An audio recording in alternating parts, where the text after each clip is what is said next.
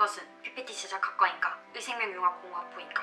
네, 부산대 의생명융합공학부입니다. 네, 의생명융합공학부 입시 정보 좀 알 수 있을까요? 지금 바로 만나러 가시죠.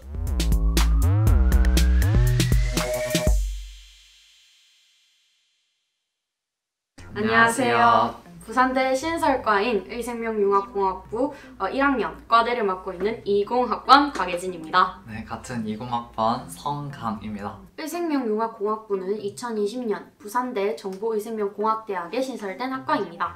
우리 학부는 수학, 코딩뿐만 아니라 해부학과 같은 의료 계열 과목도 듣고 있습니다. 쉽게 말하면 의학 플러스 소프트웨어 플러스 생명공학으로 이해하시면 쉬울 것 같습니다. 우리 학부는 3학년이 되면 두 가지 전공 중 한 가지를 선택해야 하는데요. 첫 번째가 의생명공학 전공, 두 번째가 데이터 사이언스 전공입니다. 전공에는 어떤 분야들이 속해 있죠? 네, 먼저 의생명공학 전공 같은 경우에는 첨단 의료기기, 맞춤형 인공장기 등과 같은 의료공학기기를 개발할 수 있는 전문가를 양성하기 위한 전공입니다. 이를 위하여 뇌신경공학, 의료영상진단, 바이오 로보틱스 등과 같은 분야를 가지고 있습니다. 두 번째로 데이터 사이언스 전공과 같은 경우에는 크게 세 가지로 나타낼 수 있는데요. 첫 번째는 단백질과 유전체를 모델링하기 위한 생물정보학, 두 번째는 인공지능, 그리고 세 번째와 같은 경우에는 의료, 보건 분야의 빅데이터를 통계 분석하는 의생명 데이터 사이언스입니다. 최근 코로나19의 확산 추세를 분석하는 것이 좋은 예라고 볼 수 있을 것 같습니다. 그리고 또 우리 학부는 부산대 양산 캠퍼스에 위치해 있고 1학년은 총 54명, 성비는 1대1입니다. 내년에는 1학년을 90명 정도, 그러니까 2배나 가까이 뽑으니까 저희 학과가 얼마나 유망한지 알 수 있습니다. 또 우리 학부에는 유능한 교수님들이 많으십니다. 또 무엇보다 교수님들이 젊으셔서 과 이야기를 잘 나눠주셔서 그 점도 매우 좋은 것 같습니다. 전형은 크게 수시인 학생부 교과, 그리고 학생부 종합 전형이 있고 정시, 그리고 전컴과 동일하게 소프트웨어 특기자 전형이 있습니다. 저는 학생부 종합 전형으로 입학을 하였는데 성광 씨는 어떤 전형으로 입학하셨나요? 네, 저 같은 경우에는 소프트웨어 특기자 전형으로 입학을 하였습니다. 내신은 2점대였고 수능 최저가 있었는데 수능 최저는 수학, 화형, 포합 2합 5였습니다. 수학 2등급, 영어 1등급으로 최저를 맞춰서 들어오게 되었습니다. 네, 사실 소프트웨어 특기자 전형과 같은 경우에는 내신이 그렇게 중요하지 않습니다. 저는 5점대 정도로 들어오게 된 것 같습니다. 저는 원래 생명공학과를 지망하고 있었는데 고3 때 정보 수업으로 파이썬 수업을 학교에서 한 적이 있습니다. 그 파이썬 수업에 매료가 되어서 파이썬과 생명공학과 이렇게 두 개 합쳐놓은 과가 없을까라는 생각이 들어서 열심히 입시 사이트를 뒤졌는데요. 그리하여서 의생명융합공학부가 있다는 것을 알게 되었습니다. 저의 생기부는 생명공학과에 맞춰져 있었지만 의생명융합공학부에 합격을 하기 위해 좀 더 그쪽으로 초점을 맞추기 위해 많은 노력을 하였는데요. 정보라는 과목은 다른 친구들이 비주요 과목이기 때문에 교과목 세부능력 특기사항을 별로 안 중요하게 생각하는 경우가 대다수입니다. 근데 저는 이 교과목 세부능력 특기사항을 잘 써서 초점을 맞추어서 선생님께 잘 말씀드려서 그 부분을 열심히 준비했던 것 같습니다. 이렇게만 들으시면 너무 생기부에 목숨을 건 건 아닌가라는 생각이 드실 수도 있는데요. 학종에서 내신을 아예 안 보는 것은 아니기 때문에 또 부산대는 최저가 있었기 때문에 공부도 열심히 하였습니다. 다만 3학년 1학기 때까지는 수능과 내신의 비중을 2대8로 두었고 3학년 2학기 때는 수능에 매진을 하였습니다. 성광 학생은 어땠나요? 네, 저 같은 경우에는 포트폴리오만 열심히 준비하면 됐었는데요. 21학년도부터는 자소서라는 문항이 생겼다고 들었습니다. 자소서 같은 경우에는 예진 학생이 잘 말해줬으니까 넘어가도록 하고요. 포트폴리오를 어떻게 적었는지에 대해서 조금 더 자세히 알려드리도록 하겠습니다. 저 같은 경우에는 머신러닝과 같은 연구를 학회지에 투고를 한 경험으로 들어올 수 있었습니다. 저 말고 다른 사례를 찾아보면 정보올림피아드에서 입상한 실적을 가지고 들어온 케이스도 정말 많았습니다.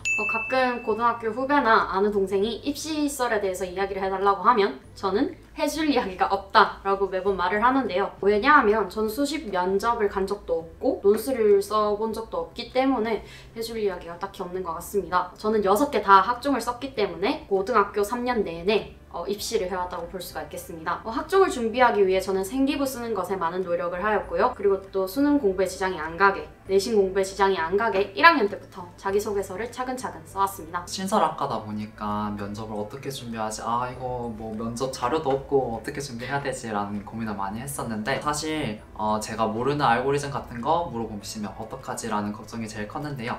이 부분에 대한 걱정은 정말 필요 없었던 것 같습니다. 제가 포트폴리오 적은 거를 기반으로 해서 어떤 공부를 했고 어떻게 연구를 하셨는지를 조금 더 중점적으로 여쭤보셨던 것 같습니다.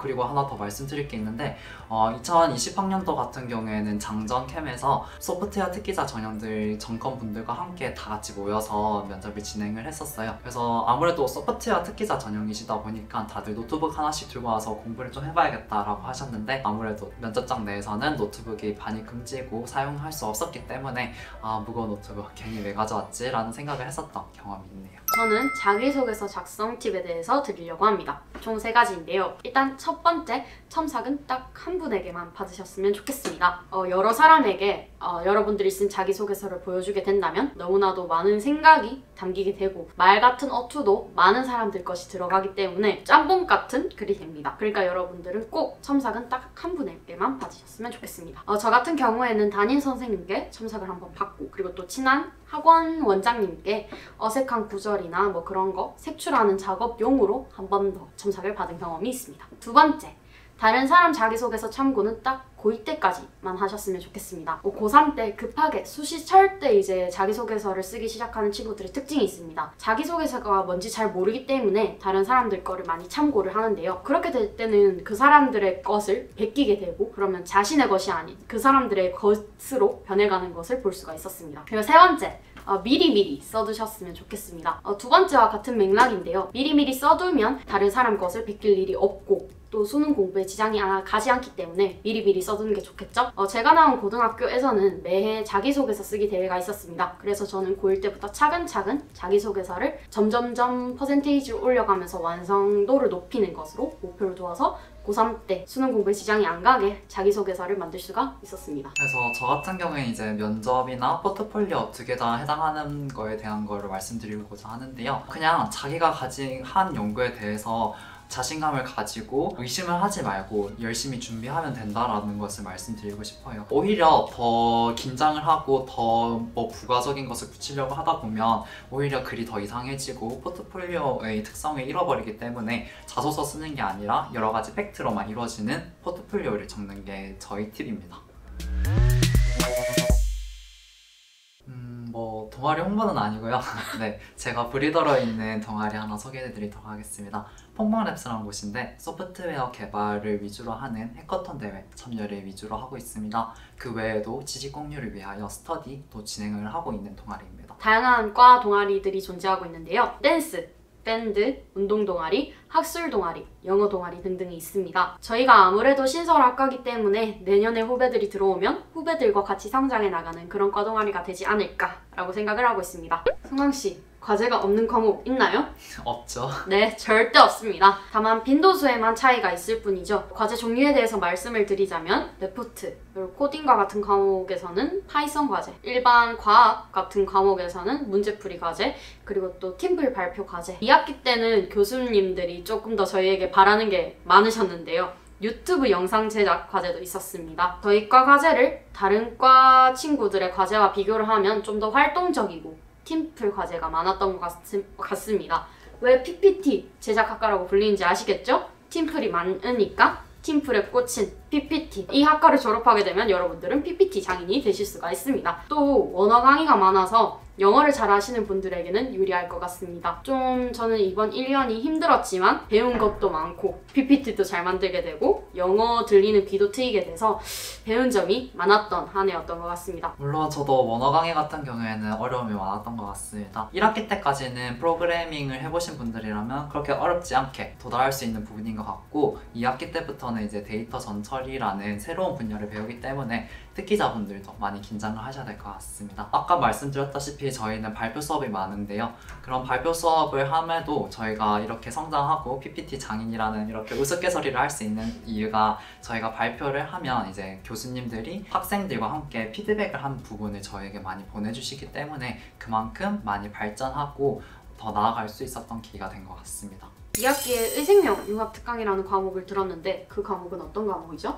네, 이 분야의 전문가를 초청을 하여서 특강을 들을 수 있었던 수업으로 기억하는데 맞나요? 네, 맞습니다. 많은 전문가들이 오셔서 저희 학부의 미래는 밝다라는 이야기를 많이 해주셨는데요. 일단 교수님들이 저희 학과가 신설학과라 그런지 많은 신경을 써주시고 계십니다. 나를 많이 위하고 있구나, 학부생들을 많이 위하고 있구나, 또 신경을 많이 써주시고 계시구나 라고 느꼈던 것이 교수님들이 진짜 여러 번의 회의를 하셔가지고 커리큘럼을 만들어내셨을 때 저는 그것을 느꼈던 것 같습니다. 졸업을 하게 되면 헬스케어 관련 스타트 기업에 들어갈 수도 있을 것이고 생명 관련 기업, 공기업, 사기업에도 취직을 할 수 있을 것이고 또 연구나 공부를 위해서 대학원 진학도 할 수 있을 것이라는 생각이 듭니다. 하나 확실한 것은 많은 전문가분들이 저희 학과의 전망이 매우 유망하다라고 말씀을 하시는 겁니다. 또한 교수님들이 저희에 대한 애정이 뛰어나다 보니 많은 인턴 자리를 위해 직접 발로 뛰고 계시니 교수님들과 앞에 선배님들이 가는 길을 하나하나 찬찬히 살펴보고 따라오시면 될 것 같습니다. 우리 학부는 소프트웨어 중심 대학 사업에 참여를 하고 있어서 여러모로 지원을 받고 있습니다. 특히 우리 학부의 전공이 최첨단인 만큼 다방면의 전문가를 모셔서 특강을 진행한 적이 있는데요. 이것도 소프트웨어 중심 대학 사업으로 진행한 것이라 들었습니다. 이것이 2학기 때 한 의생명 융합 특강이라는 과목의 한 예입니다. 소프트웨어 중심 대학에서 실시한